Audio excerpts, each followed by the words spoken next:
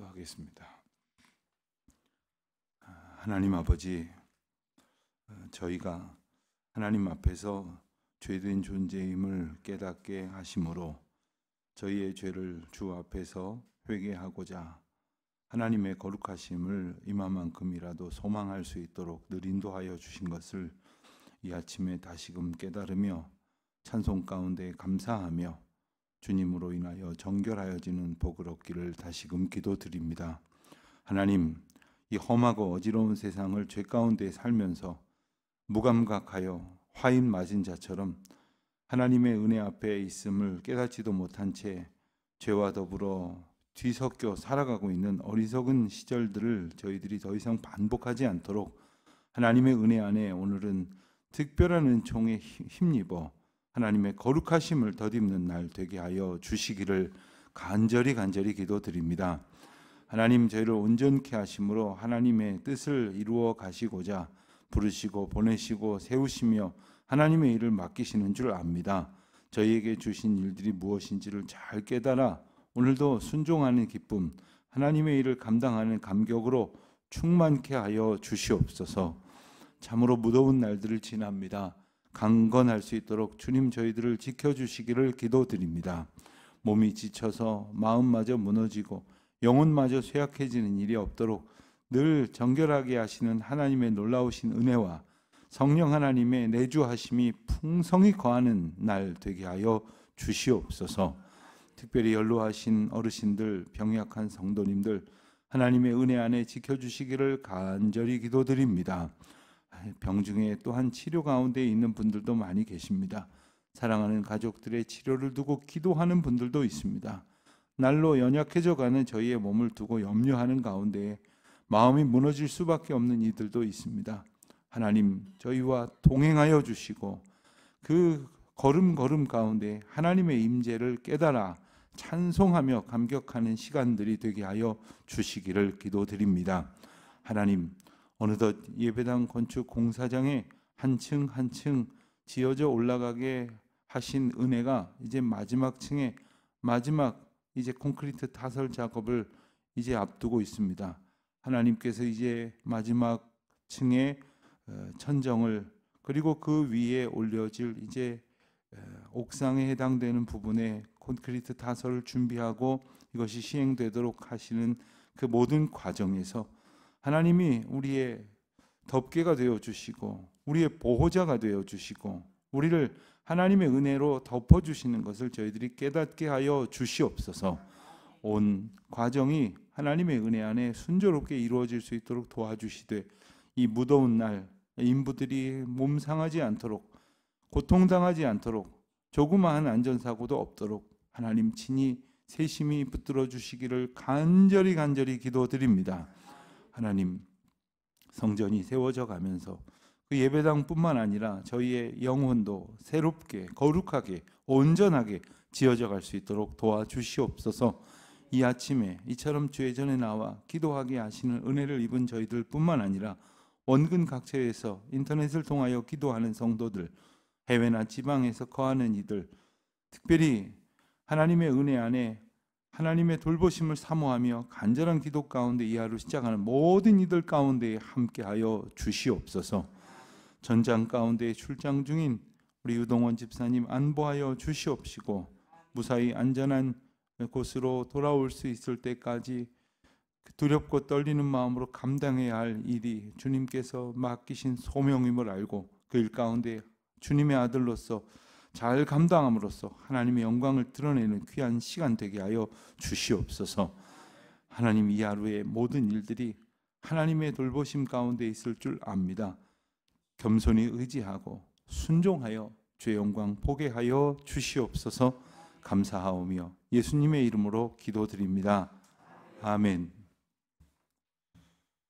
에스겔 10장을 보겠습니다.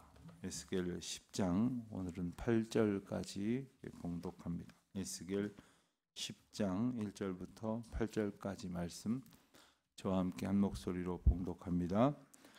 이에 내가 보매 그릇들 머리 위 궁창에 남보석 같은 것이 나타나는데 그들 위에 보좌의 형상이 있는 것 같더라.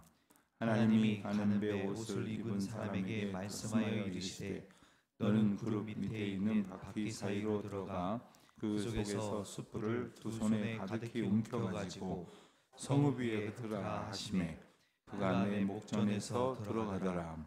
그 사람이 들어갈 때에 그룹들은 성전 오른쪽에 서 있고 구름은 안뜰에 가득하며 여호와의 영광이 그룹에서 올라와 성전 문지방에 이르니 구름이 성전에 가득하며 여호와의 영화로운 광채가 뜰에 가득하였고 그룹들의 날개 소리는 바깥 뜰까지 들리는데 전능하신 하나님이 말씀하시는 음성 같더라. 하나님이 가는 배 옷을 입은 자에게 명령하시기를 바퀴 사이 곧 그룹들 사이에서 불을 가져가라 하셨으므로 그가 들어가 바퀴 옆에 서매 그 그룹들이 그룹들 사이에서 손을 내밀어 그 그룹들 사이에 있는 불을 집어 가는 배 옷을 입은 자의 손에 주매 그가 받아가지고 나가는데 그룹들의 날개 밑에 사람의 손 같은 것이 나타나더라. 아멘. 에스겔 말씀은 어느덧 이제 하나님의 심판에 대한 구체적인 묘사로 접어들었습니다.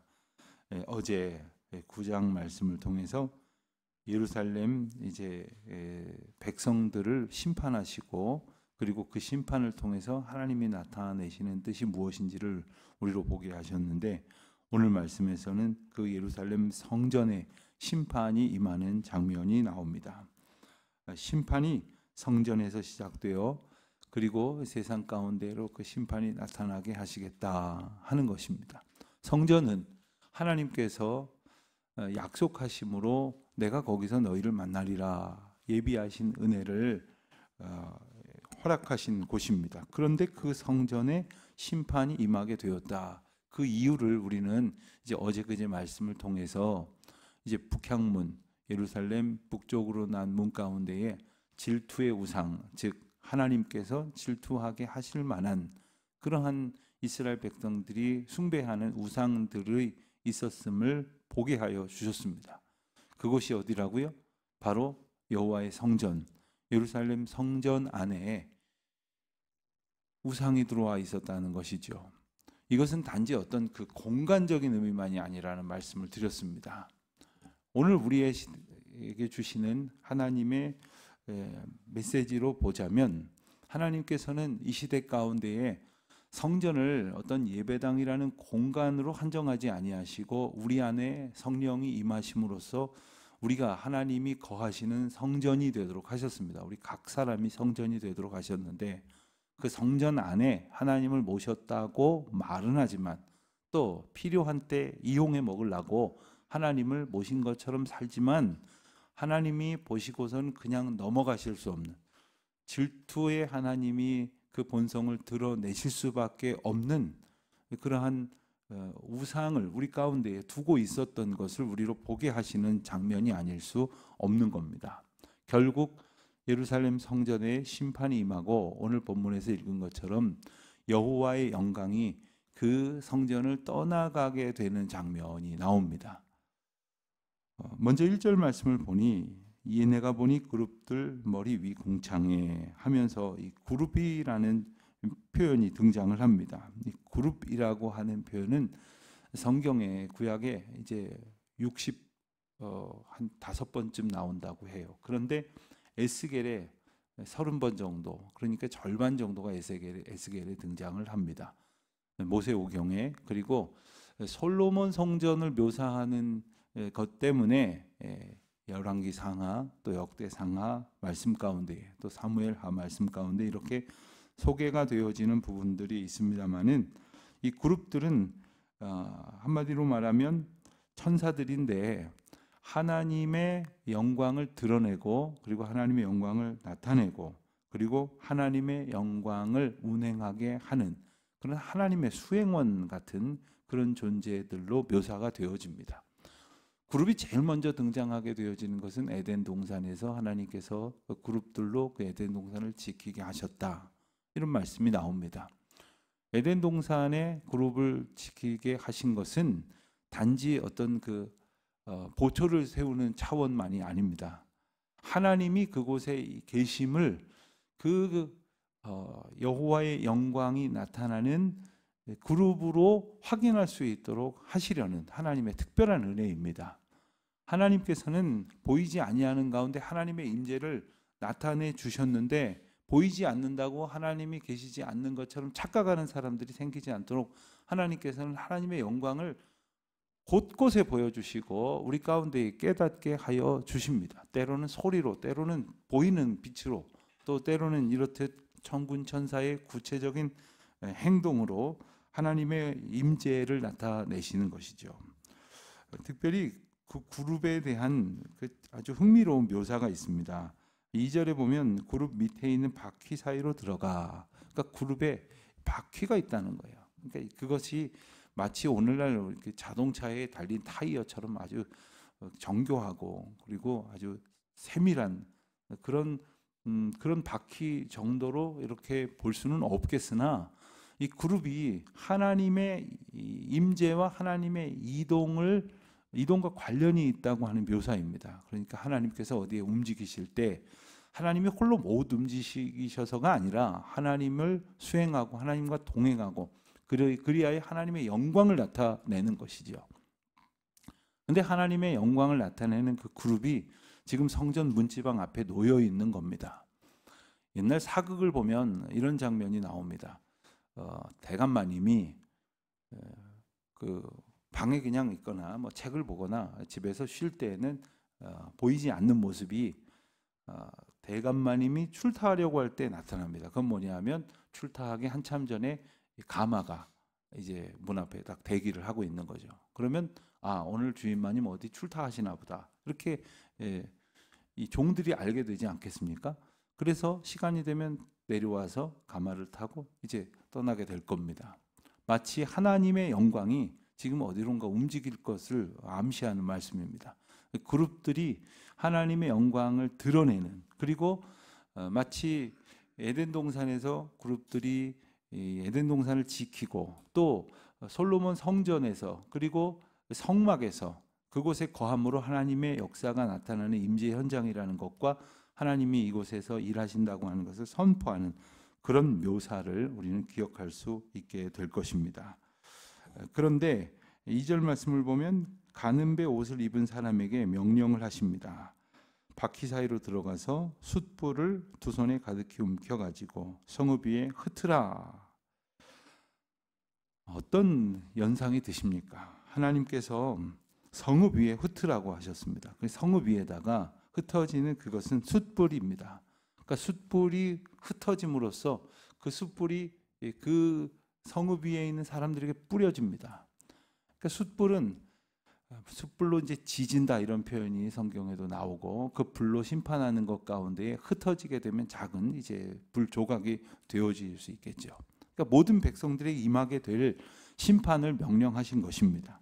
그런데 우리는 앞서 이제 가는 배 옷을 입은 사람에게 9장에서 이제 심판을 면할 사람들을 찾아서 이마에 표를 해라 하는 장면을 보았습니다. 왜 오늘 처음 나오신 분들 같은 표정을 지으시나요? 자, 하나님께서 모든 백성들을 심판하실 지경에 이르렀는데 그때에 자신들의 죄를 애통해하며 탄식하는 자를 찾아서 이마에 표를 해라. 타우, 히브리어의 맨 마지막 자를 표시하면서 그가 심판을 면하게 될 대상임을 구별하여 선택하고 그리고 그것을 결정하는 역할을 맡은 자가 바로 가는 배 옷을 입은 사람이 존재란 말입니다. 그런데 이번에는 그에게 심판의 사명을 맡깁니다. 때문에 오늘 말씀을 근거해서 어떤 성경학자들은 바로 예수 그리스도가 이제 출현하신 것이다. 예수 그리스도가 앞서 나타난 것이다. 이렇게 묘사를 하는 그런 학자들도 있습니다. 심판과 구원을 명령받았기 때문에 이것은 단지 어떤 천사들이라든가 천상의 하나님의 어떤 그 종들을 통해서 하실 정도의 수준이 아니라 메시아적 존재가 할 수 있는 수준이 아니겠느냐, 이제 이렇게 묘사를 하기도 하는 것이죠. 그러나 저는 이 존재가 예수님이 아니냐, 그건 그렇게 중요한 문제는 아니라고 생각을 합니다. 하나님이 심판도 하시고 구원도 하신다. 하나님이 하시면 뭐 예수님을 통해서도 하실 수 있겠고 천군 천사를 통해서도 하실 수 있겠죠. 하나님이 하시는 거니까요. 그렇기 때문에 너무 거기에 집착할 필요는 없을 것 같습니다만, 하나님께서 구원과 함께 심판을 선포하셨다는 사실은 우리가 좀 분명히 주목해 볼 필요가 있겠습니다. 그리고 이것은 하나님이 누군가에게 이렇게 위탁해 놓고 끝, 하나님과 상관없는 일이 아니라 그 일 가운데에 계속해서 하나님의 영광이 나타나게 하십니다. 하나님의 영광이 나타나게 하시는 그런 묘사가 어떻게 등장을 합니까? 3절에 보면 구름이 안뜰에 가득했다. 성전 안뜰에 가득한 구름. 이 구름은 종종 여호와의 영광을 상징을 합니다. 그래서 출애굽기에도 보면 그 이후에도 이스라엘 백성들이 애굽을 떠나서 가나안에 들어갈 때 하나님께서 계속해서 구름 기둥으로, 밤에는 불 기둥으로 백성들을 지키고 보호하시고 인도하시죠. 하나님의 인도의 상징입니다. 에스겔서를 읽을 때 무슨 말인지 하나도 모르겠다라고 반응하는 것이 사실 정상적이지만, 풀이는 말씀을 통해서 풀어야 하고 해석은 말씀을 통해서 풀어야 되고 상징은 말씀을 통해서 풀어야 하기 때문에 가령 여기에 나오는 구름이 무슨 뜻인가, 성경 전반에 걸쳐서 구름이 의미하는 바를 찾아서 맞춰보면 이제 풀어집니다. 해석이 됩니다. 불도 마찬가지고 물도 마찬가지이고 그룹도 마찬가지이고 가는 배 옷을 입은 존재도 마찬가지이고, 이 모든 상징적 언어들이 그리고 환상들이 하나님의 말씀을 통해서 볼 때에 이렇게 풀어지게 되는 것입니다. 그러나 이 에스겔서의 묘사는 사실 우리로 하여금 뭔가 이렇게 딱 떨어지지 않는 것 같을 때가 있습니다. 그래서 에스겔서의 묘사에 보면 뭐뭇 같은 것, 뭐뭇 같은 모습이다, 이런 표현이 많이 나오는데, 에스겔도 그것을 환상으로 보았기 때문에 정확하게 그것을 늘 보던 것이 아니기 때문에 그렇게 표현할 수밖에 없다는 것을 우리가 좀 전제를 할 필요가 있겠습니다. 구름과 함께 이번에는 4절에 보면 여호와의 영화로운 광채가 뜰에 가득했다 했습니다. 빛이 비춰졌다는 말입니다. 여러분, 빛이 비춰지는데 이 빛의 속성이 뭡니까? 빛은 끊임없이 뻗어나갑니다. 빛이 약해서 흐려 보이긴 하지만 빛은 끊임없이 뻗어나갑니다. 그런데 계속해서 뻗어나갈 수 없는 조건이 있습니다. 뭡니까? 뭔가 가로막고 있으면 이제 빛이 밖으로 못 나가겠죠. 여러분, 방 안에 불을 켰지만 우리가 이제 저 문을 꼭 닫아두면 그 빛이 밖으로 나가지 않을 겁니다. 틈새로 나가는 정도에 있겠으나 빛이 나가지 않습니다. 그러나 하나님께서는 이 5절에 보면 그룹들의 날개 소리로 이번에는 하나님의 영광을 나타내십니다. 빛은 가로막혀서 이제 더 이상 뻗어나가지 못하겠지만 이 소리가 하나님의 영광을 나타낸다는 거예요. 그래서 많은 어느 선교단체에서 만든 찬양집 제목이 많은 물소리라는 찬양집 제목이 있는데, 저는 참 제목을 잘 지었다고 생각이 들어요. 그러니까 많은 물소리처럼 여호와의 영광을 드러내는 소리, 여호와의 영광을 나타내는 그런 소리가 있다는 묘사를 하는 것이죠. 많은 물소리가 울려 퍼지면서 빛과 함께 소리로 하나님의 영광을 나타내시는 것입니다. 그것이 바로 하나님의 임재인데, 그 하나님의 임재는 바로 구원이요 심판이라고 하는 사실, 어제 우리가 보았던 9장 말씀에서 하나님의 구원, 즉 자신의 죄를 보고 탄식하는 자의 이마에 표를 갖게 하셔서 구원을 얻게 하신 것처럼, 이번에는 그렇지 못한 자들에게 심판이 임하게 하시는 명령을 가는 배 옷을 입은 존재에게 하셨다는 거죠. 6절 말씀을 보면 그에게 명령하시기를 바퀴 사이 곧 그룹들 사이에서 불을 가져가라 하셨으므로 그가 들어가 바퀴 옆에 서매. 우리는 여기서 이 불이 심판을 상징한다는 것을 잘 알 수 있습니다. 충분히 짐작을 할 수 있습니다. 심판은 하나님께서 멸할 것은 멸하시지만 구원할 것은 구원하시는 것입니다. 그 불은 정결케 하시는 의미가 있는 것입니다. 어릴 적 학교 다닐 때 가장 무서웠던 것 중에 하나는 아마도 불주사였을 것입니다. 요즘은 그렇게 아픈 주사가 없대는데 어떻게 놓길래 불주사라 그랬는지. 주사도 무서운데 게다가 불이 있으니까 얼마나 무섭게 느껴집니까? 불로 심판을 하신다는 것은 하나님께서 정결케 하신다는 거예요. 그래서 온전케 하시기 위한 구원의 전제인 심판을 하신다는 것입니다. 7절 말씀을 보면 그 그룹들 사이에서 손을 내밀어 그 그룹들 사이에 있는 불을 집어 가는 배 옷을 입은 자의 손에 주매. 그룹이 가만히 있는 것처럼 묘사되는 것이 아니라 불을 집어서 가는 배 옷을 입은 자의 손에 주었다 했습니다. 그러니까 그룹은 그룹대로 역할이 있는 거죠. 그룹, 그러니까 하나님의 명령을 받아서 하나님의 영광을 나타내는 그 존재가 가지는 역할이 하나님께서 가는 배 옷을 입은 자를 통해서 행하시는 구원과 심판에 동행하고 있으며 그리고 동역하고 있다는 것을 알게 됩니다. 그러니까 모든 하나님의 피조물들을 향한 하나님의 심판에 하나님의 모든 도구가 사용되어지는 것이에요.